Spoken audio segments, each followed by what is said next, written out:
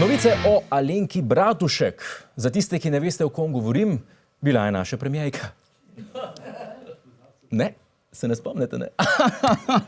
Ni problema. Tudi mi smo rabili cel teden, da smo se spomnili, kdo to je. To je ta teta. We don't need help, we just need time.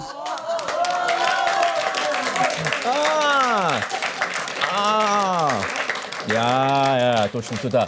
No, iz njene stranke, ki je, ne boste verjeli, tudi v parlamentu, prihajajo zaskrbljujoče novice.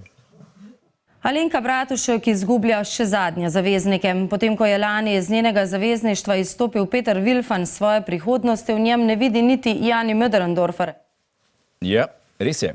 Brezvezništvo Alenke Bratušek je doletela ista usoda kot priljubljeni ansambel Game Over.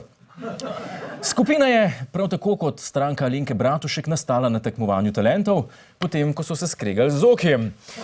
Denis, Mark in Stefanijo so bili na to veliki upi slovenske glasbe, ne vem, zakaj to delam z rumeni, minga sem se začel v ritem, sem padel, spomini so lepi, a so se razšli. Zakaj? Dajmo vprašati Möderndorferja.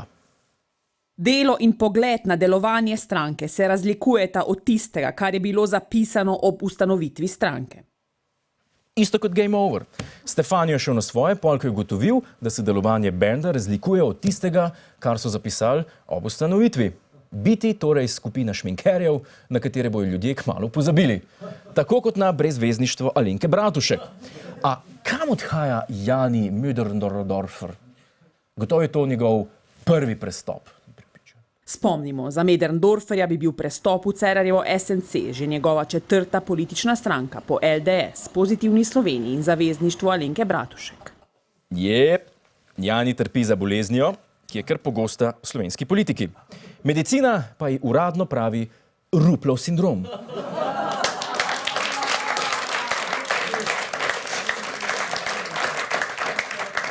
Gre LDS po gobe, bežmo k Zokiju, Alenka gre po svoje, gremo z njo, Alenka gre po gobe, gremo k Smerarju. Ti, Jani, kam boš pa šel, ko bo šel v SMC v Tri krasne na naslednjih volitvah? Kam? V SDS? Kje je tvoja zvestoba, Jani? A ne slišiš Alenke, ki poje, ubil si ide v mene, ne veš, kako boli? Pa ste brez srca politiki, mater. In kaj bo naredila Alenka? Alenka Bratušek in njena še zadnja poslanska kolegica Mirjam Bon Klanjšček se kljub temu trudita obdržati ugodnosti, ki jih prinaša delo v poslanski skupini. Ok, in kakšne so te ugodnosti? Kaj bo zaradi Janija izgubila Alenka? Bo morala vrniti službeni fikus, na WC bo pa morala hoditi čez cesto v Maxi Market? A bo to? Pravzaprav imajo poslanci v skupinah redno zaposlene prijatelje v vlogi svetovalcev.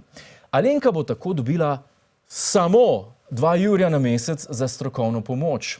Verjetno psihiatrično, ne vem. Na leto dobijo še 800 evrov za izobraževanje. Vsi vidimo, kako dobro jim gre, na primer, angleščina.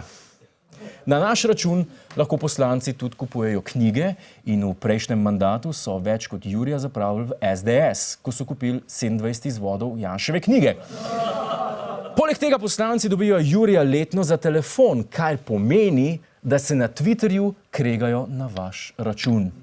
Ni čudno, da je Alenka živčna, ampak kaj pa ne naredi? Nepovezana poslanka ne more biti, dokler je članica stranke. In to stranke, ki nosi njeno ime. Če hoče obdržati služben fikus, bo morala iz nje izstopiti, kar pomeni, da Alenka Bratušek ne bo več zaveznica Alenke Bratušek. In to je najbolj srce parajoče spoznanje te zgodbe. Hvala za ogled, ne pozabi pa tudi na oddajo Ta teden z Juretom Godlerjem ob četrtkih ob 22. uri na Planet TV.